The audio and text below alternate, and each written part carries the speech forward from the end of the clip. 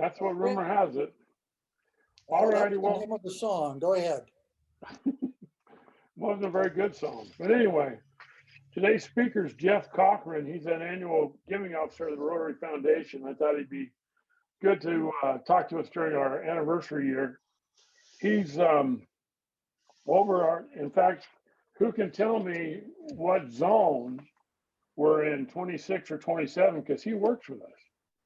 But anyway, that being said, he's worked in Rotary after working for decades long in the nonprofit administration and management. He attended Loyola University in Chicago, and then he got a MS in public service management at DePaul University. He lives in Evanston with his family and is an active member of the community. He's served on the mental health board of the city of Evanston and the board of directors for the Peer Services, a local treatment center.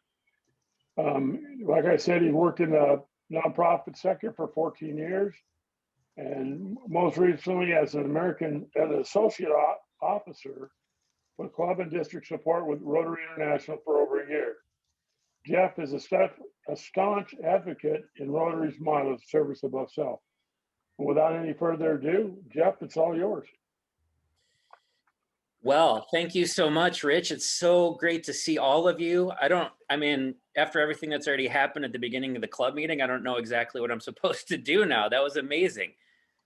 You are easily the most energized and, dare I say, prettiest Rotary Club I've been to since I've been with Rotary International. So congratulations on taking that prize. I want to thank Rich for getting me here today. We've been talking on and off for about a month now, probably, trying to get this set up, and here we are today. But Rich, thanks for your hospitality. We've had a lot of great conversations, some about Rotary, some about baseball. I'm really jealous of all of you in Arizona. You're getting pitchers and catchers reporting here this week, and I really want to be there for that. But Rich asked me right before the meeting started what it looks like out my window, and it's not pretty right now. We usually take a lot of pride in our winters here in Chicago that we have an assault from winter, and we can't take that pride this year. But there are some piles of snow that are taller than me right now. I will say that. So that's going on. That's what it looks like out my window. Now, before I get into this, I'll put this disclaimer out there. Given everything that's going on in the world with the pandemic and the winter weather, I have 3 little boys here that are in school right now. So if you hear any screaming, I promise everything is fine in my house. And they have screens in front of them, so hopefully they're placated enough. But if things go sideways, which very well could happen, just know that everything is okay. My kids are fine. We're really nice to our people over here, and we'll just pretend like nothing's happening and carry on. Yeah, it's really nice to see all of you. One of the upsides of pandemic life, quarantine life, is that I get to zoom around to different Rotary clubs that I probably normally wouldn't get a chance to visit with in person or otherwise. So I'm really grateful to be with you all, not only to talk about the Rotary Foundation, but I mentioned my kids. We won't have to talk about Star Wars or Pokemon right now. So let's have some adult conversation and get into it, talking about the Rotary Foundation. I am going to pull up my PowerPoint here. I've been doing Zoom long enough that I think I've got this figured out. But if we have any technical issues, you can't see my screen or hear me for some reason, just give me a shout or poke me, and we'll try to fix it as we go along. Also, I'm here as a resource to you. So if you have any questions as we go along about the foundation, Rotary in general, put them in the chat box or save them till the end. There'll be some time for Q&A, I hope. So yeah, put me on the firing line and grill me as best you can. I'm here to be a resource for you, as I said. So having said all that, let's get right into it here. One of the biggest reasons why we're meeting here this afternoon instead of in person is due in large part to Rotary's dedication to Rotarians like yourselves being people of action. And that fits perfectly with RI President Holger Knox's theme for the year. Rotary opens opportunities, and it's never been more clear than in our presently quarantined world. I've had the pleasure of meeting some just really incredible people since I've been with Rotary, your company included in that, of course. I'll just take a quick aside here and just go through real quickly the people on the screen. Every once in a while I get to cross paths with some just amazing people, some heavy hitters that had I not worked for Rotary, I probably would never get the chance to meet. Working with zones 26 and 27, which if you didn't know is basically the mountain states and everything west of there to the coast, just a smidge of Canada and Hawaii as well. In that, I work with Wyoming. Casper, Wyoming is the biggest Rotary club in the entire state of Wyoming. They have just over 200 people at their Rotary Club, which is about 1/7, I believe, of the entire population of the state of Wyoming. But in that club, they have the opportunity every week. Their U.S. Senator John Barrasso pops in to give them a quick rundown of what he's got going on in Washington, D.C., talks to his constituents. He also happens to be a Rotarian, so he's got that going for him as well. And when I visit that club, I get to hear a U.S. senator, which is a pretty cool opportunity, rubbing elbows with senators. How often do we get to say that? One of my favorite things to do when I travel, especially personally, is pop in on the local Rotary Club when I'm there. Just over a year ago, I took a personal trip with my dad and brother. We went to Edinburgh, Scotland. And while I was there, I did pop in the Edinburgh Rotary Club, got to meet the immediate past club president, Katie Ridland, whom you see pictured there. But their speaker at the club meeting that day just happened to be Ellen Wong, the U.S. Consulate General, Principal Officer to Scotland. Just a really neat opportunity and another one of those moments where I took a step back and I thought, my life, thank you, Rotary, for giving me this chance. She had some really great, really just cool stories to tell about her representing the United States in a couple of different parts of the world, and just another neat experience, one of those fantastic moments that we get to have in Rotary. Bottom left there is me meeting Paul Harris at the very first Rotary Club meeting in 1907 or whenever it was.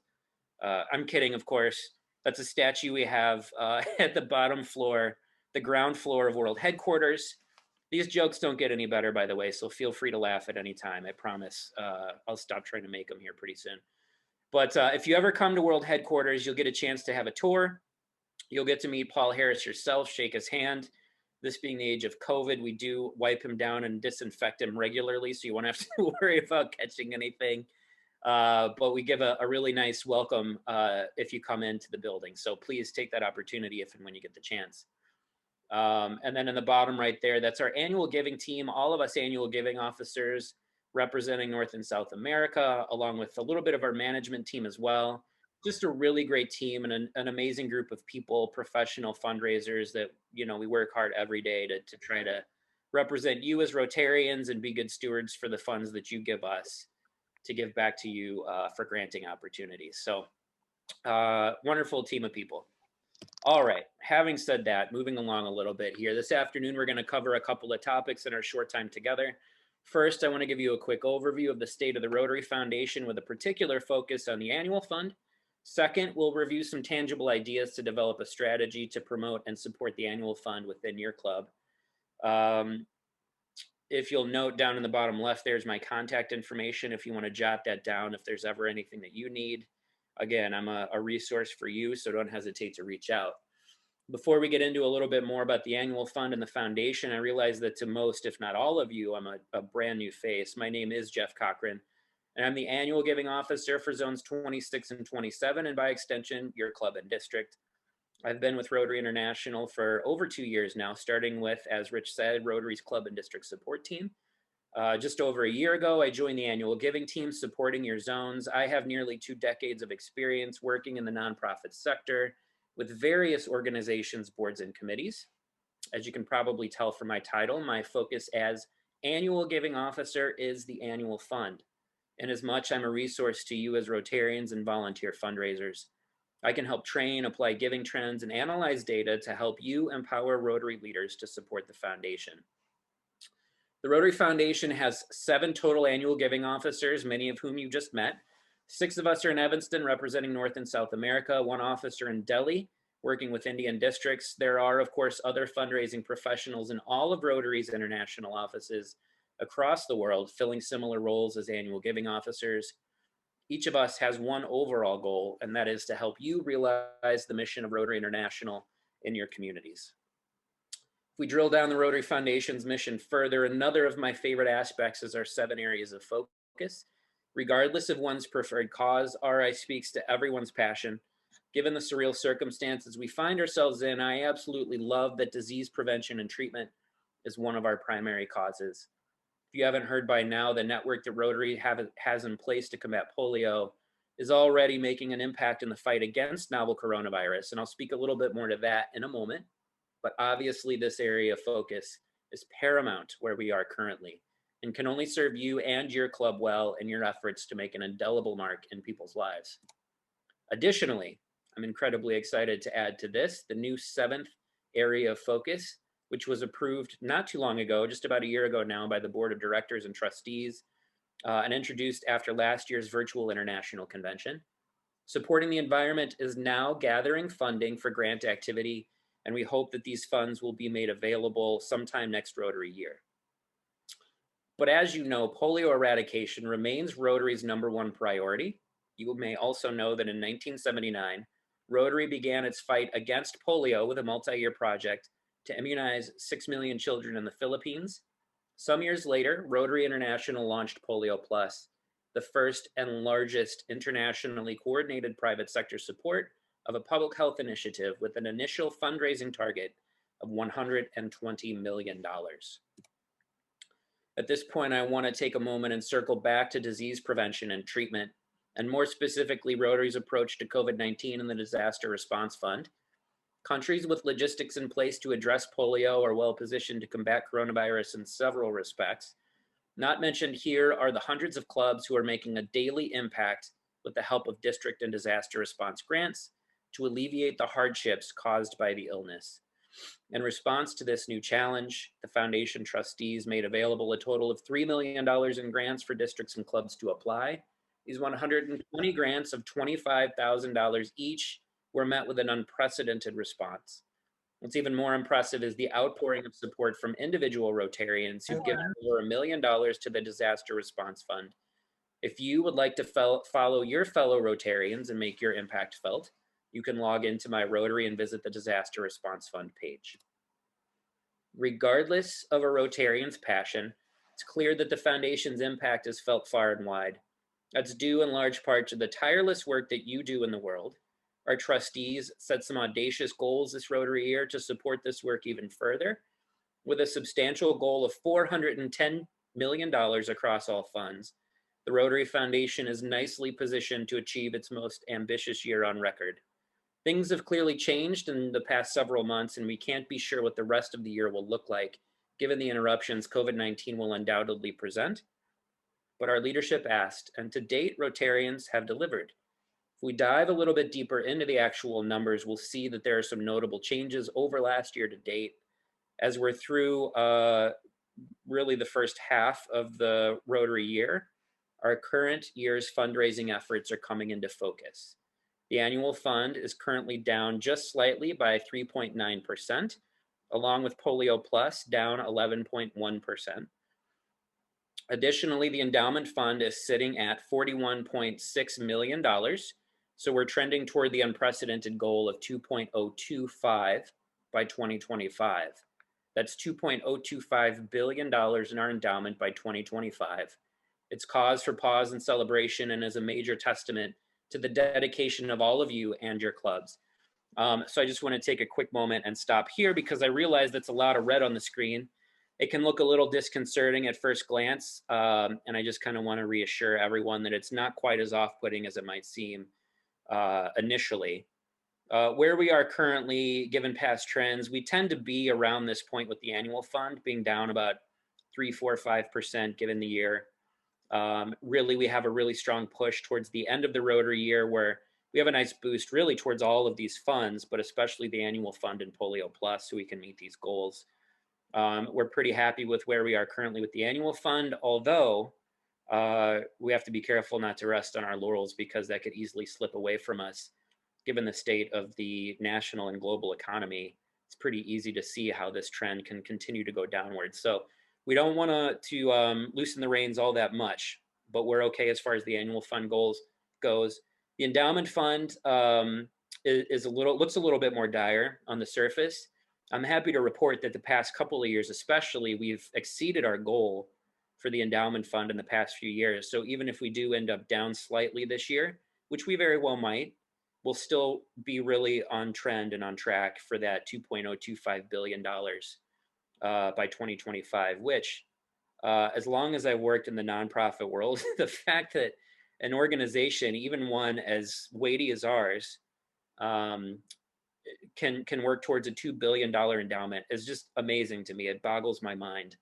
And it really just, it speaks to, number one, the dedication of Rotarians like yourselves.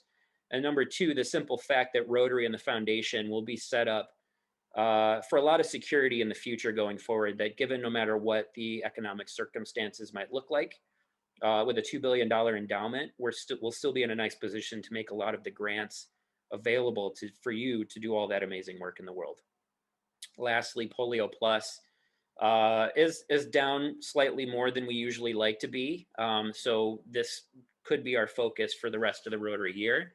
We do have the Gates Foundation match, the 2-to-1 match, that is always a nice incentive for giving to the Polio Plus Fund. So we fully expect to be at that $50 million goal that we're asked for Rotarians to give to get that full 2-to-1 Gates match to wind up at $150 million by the end of the year. So while we are confident we will get there, we do want to make sure that we continue our giving trends and make sure that Polio Plus and polio eradication is a priority going forward. All right.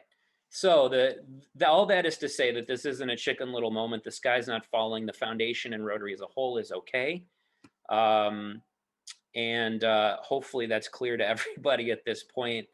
And now that I've said that, let's continue on, shall we?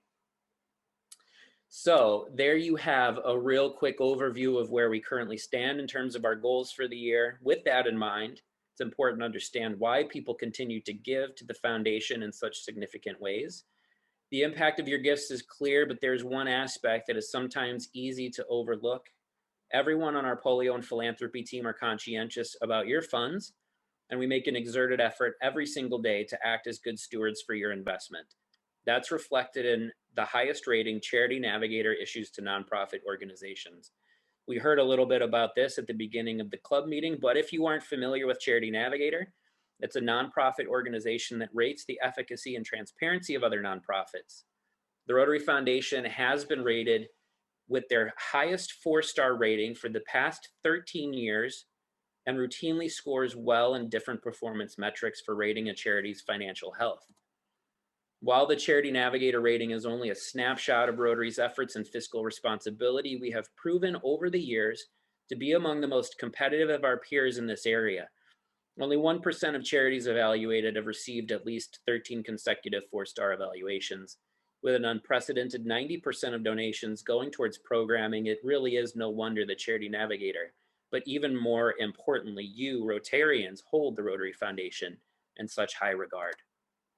So there you have a quick overview of where we currently stand in terms of our goals for the year. During our remaining time here, I also want to give you a high-level view of our most significant giving vehicles and recognitions. At this point, it can't be understated how much impact Rotary Direct is going to have in the coming year. With so much disruption in our normal processes and the potentiality that traditional payment methods may become temporarily unavailable, for example, processing checks, Rotary Direct expedites your gift and ensures that it reaches your designated fund. Compared with last year to date, there are nearly 1,000 more Rotarians who have signed up for Rotary Direct, yielding a full 2% increase in donations. Rotary Direct is invaluable to our giving goals and will pace the success in meeting our goals for this year. They've been mentioned a little bit already in the club meeting, but there's just a few recognitions that apply to Rotarians that complement Rotary Direct and help your club members reach their giving goals. The first of these is Every Rotarian Every Year, or E-Ray, which encourages all Rotarians to actively support the Rotary Foundation by giving $100 a year. E-Ray is easily achieved by giving as little as $10 a month through Rotary Direct. Similar to E-Ray is Sustaining Member, where E-Ray is a club recognition, Sustaining Member is an individual Rotarian recognition, but both have ultimately the same goal in mind: to motivate Rotarians to give $100 a year, which is easily achieved. Two more complementary recognitions include Paul Harris Society and Paul Harris Fellow. The Rotarian will increase their PHF level for each $1,000 given, which works out to be about $84 a month through Rotary Direct to achieve both recognitions. Similarly, Paul Harris Society simply asks Rotarians to commit to giving $1,000 each year to the annual fund, Polio Plus, or an approved foundation grant. These are three of the easiest ways to build strong individual support for the Rotary Foundation and your club. If you or your club is sitting on a large sum of Paul Harris points, another way to incentivize giving is to leverage these points to motivate even greater levels of giving, for example, through 2-to-1 points matching for every dollar given in a month. The possibilities really are limitless in this respect, but foster a culture of giving in a club that endures. With these being the three most accessible recognitions available to Rotarians, it's equally important to call attention to Rotarians who achieve these milestones. I encourage each of you to take time out of your club meetings to honor those who have achieved. Not only will the recipient feel the weight of their achievement, but it will inspire other Rotarians to give as well. Lastly, there's just a few additional resources available to you. My Rotary and Rotary.org have been covered enough this afternoon. In addition, my colleagues in the Rotary Support Center are still working diligently every single day to answer emails and calls and provide some much needed clarification. As your annual giving officer, I'm always here to help with anything that you might need. And of course, you have each other. We're fortunate in Rotary to have an expansive, knowledgeable, compassionate community. It's more important now than ever to rely on each other for support, both individually and for Rotary. And as much, you've got great club leadership to help you navigate the intricacies of Rotary and take action that speaks directly to your passions. Not to throw anybody under the bus, but I happen to know personally that club presidents love to get calls at 2 a.m. to talk about ideas for club and service projects. I also invite you to get to know your district leaders when you have the opportunity. Thanks so much for giving me the chance to spend some time with you this afternoon. I am available for questions, should you have any. So this is your chance. What would you like to know about Rotary and the Foundation? I'll pull back the curtain for you right now.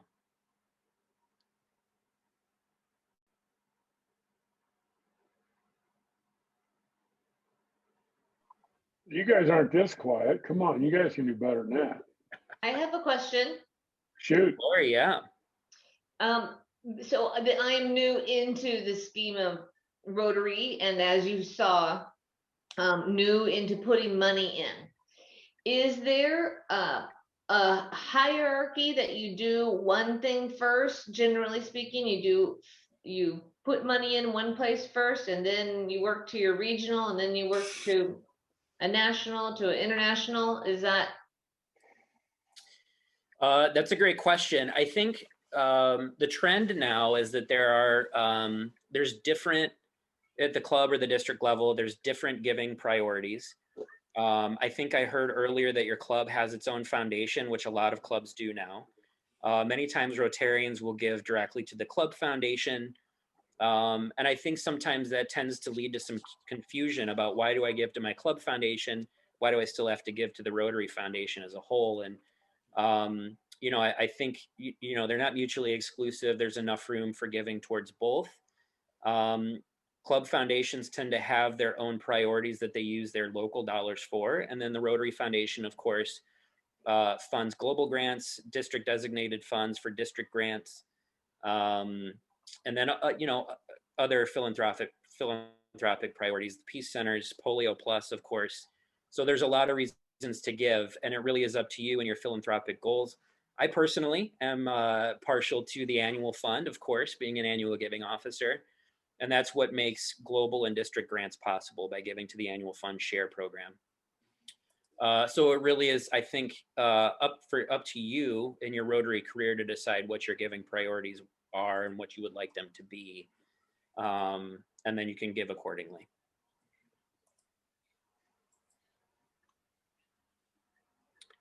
I see a question here about, let's see, global grants. Let me see if I can. Geoff, that's for me. Oh, okay. We're a partner in a global grant down in Mexico that's about ready to be funded. And I kind of picked up a rumor that DDF is being restricted. And if you can do sign language or tell me something that can be released, but won't be released, what's happening, that would be good to know. Because we're kind of like right at the cusp of moving forward or not with the money that we already had pledged. And DDF was, 40% of that. Yeah, I appreciate that, Craig. And that is, it's relatively new information as of about last week. Yeah. All of this came about. So there's a couple of different changes to the funding model that I think are important to understand. And I don't know if we have enough time to get into the intricacies of all of the changes, but I can speak to some of the bigger points. So there's a significant change that was made last year from the trustees because they Right. thought that the World Fund was going to run out before the end of the year happened. It's kind of a floating target. We don't have a hard deadline about when the World Fund for this year will be depleted. But when that does happen, basically when that money's gone, it's gone. So there will be no more match when that happens. And that does directly affect global grants, right? Right. So that's one big change. And then at the beginning of next Rotary year, there's going to be some significant changes to the funding model going forward. Okay. They will include a change to the World Fund match and match to DDF as well. A couple other changes too, but those speak to the ones that you're more concerned about. So does that kind of address your question there? Well, it kind of says to me that we're going to have to be more involved in raising a lot of our own money and not relying as much as in the past on matching funds from previous donations that the club's made. Is that an accurate? It can be. It's not to say that the match is going away completely. It's just going to be a little bit less than we're used to. So there will be a greater priority and a greater emphasis placed on Rotarians to come up with more funding for grants that they want to put into place. Yeah. And really ultimately this change is happening so that we can make grants, we can continue to make grants out to the Rotary world as a whole. If we didn't make these changes, it would be very likely that we couldn't distribute grant funding the way that we have in the past, the way that we've been known. So yes, so there will be a greater need to find other sources of funding along with what Rotary is and the foundation will make available.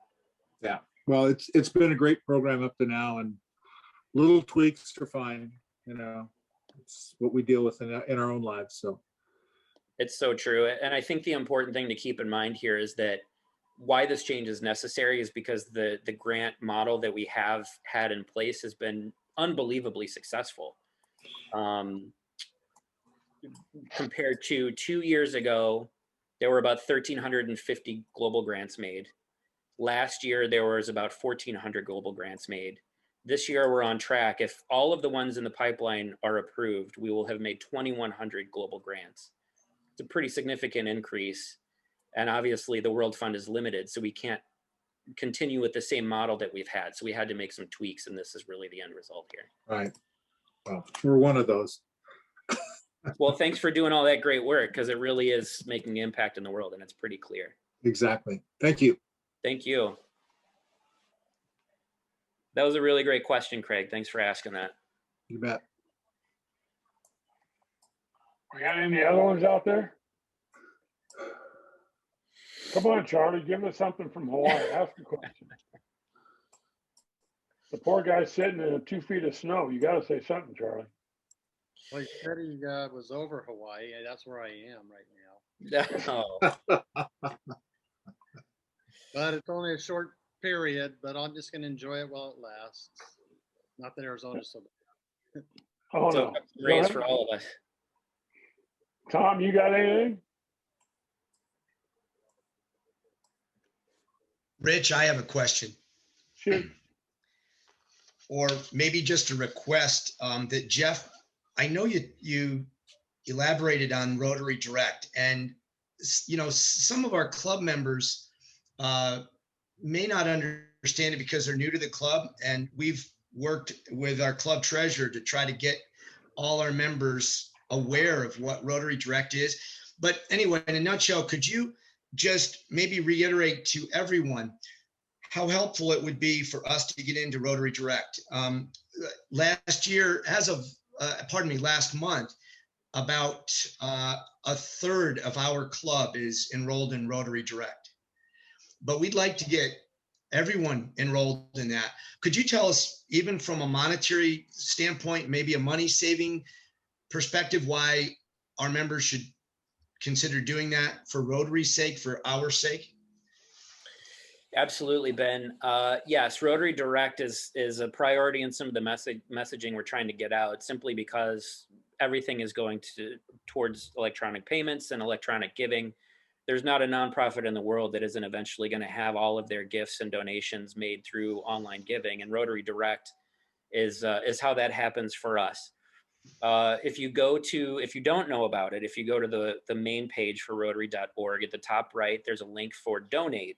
That'll take you to the donations portal, and then you can sign up for Rotary Direct, which is the name we've given to our recurring donations system. If you set up an incremental donation, you can set it up for whatever works best for your budget and your giving goals. You can do monthly, quarterly, annually, for whatever amount. We've tried to make it as self-service as possible. So if you need to make any changes, it's really easy to do through your My Rotary account. Now, having said all that, I think given the quarantine world in which we live now, what we've seen is an increased need for reliance on Rotary Direct, simply because if you didn't know this, the General Secretary was really responsive at the beginning of the pandemic. And even before the Illinois State Governor requested everybody work from home, he made sure that we were all kept safe and asked us all to work from home. That's been extended at this point through June. The reason why that's relevant to all of you is because we don't have human warm bodies in the building to collect checks and credit card donations that come in through the mail. And so there's significant delays in processing those gifts when they come in. Rotary Direct, there's no delays, right? Because it's automatic through our web portal. So if you do make your gift through Rotary Direct, it would expedite your giving, and it would allow the foundation to be able to have better, more accurate accounting mechanisms in place, so that we can more accurately assess where grant giving is going to be. Basically, is what it boils down to. And that's true really going forward. I mean, I think if we've seen one thing that will stick with us through quarantine, is that we're going to move to more of an online and virtual presence, and Rotary Direct will be even that much more important in our world going forward. So I have a question on that for Paul Harris. I can see you entered, and I know every year we contribute a certain amount just for the polio efforts. So is there a category for special donations in addition to Paul Harris, like for polio? So there at present is not a recognition for polio, at least not an internationally recognized one from Rotary. Although there is a growing recognition at the zone level, zones 26 and 27, that's sweeping the world by storm. It's called Polio Plus Society. And where Paul Harris Society was a $1,000 commitment, Polio Plus Society is simply a $100 commitment, but to the Polio Plus Fund. I'm sure you can get in touch with your district governor if that's something that you'd like to see put in place or contribute to. So there's one that's geared towards polio itself. We do have our Paul Harris Society, Paul Harris Fellow, and then obviously those go up for every $1,000 giving level. But once you get to the $10,000 giving mark, you become a major donor, right? There's levels to major donor, as there are Paul Harris Fellow, and then anything above major donor, there's Arch Clump Society, which you're more than welcome to give to too. There's levels for that as well. There's Bequest Society, there's Legacy Society. So there's all kinds of different recognitions depending on where you are in your comfort and giving. We can definitely talk about those if that's a priority for you. Many times Bequest and even Legacy Society to some extent are more planned gifts. So if you have a will or something like that in place and you want to include Rotary in your plans, that's definitely something that we internally are set up for. You have a planned giving officer that usually talks with Rotarians about those types of giving opportunities. Okay, thanks. Absolutely. Thank you. We got time for one last one. If anybody's got a $1 zillion question, Make you it a can good one. answer it. You got it. Well, it looks like they're going to sit on their hands, Geoff. And with that, we thank you for taking the time to come. Dennis Kavanaugh will be proud to know that you too are a Cardinal fan. And it's a great day. Catchers and pitchers reported. And with that, I'll send it back to Ben.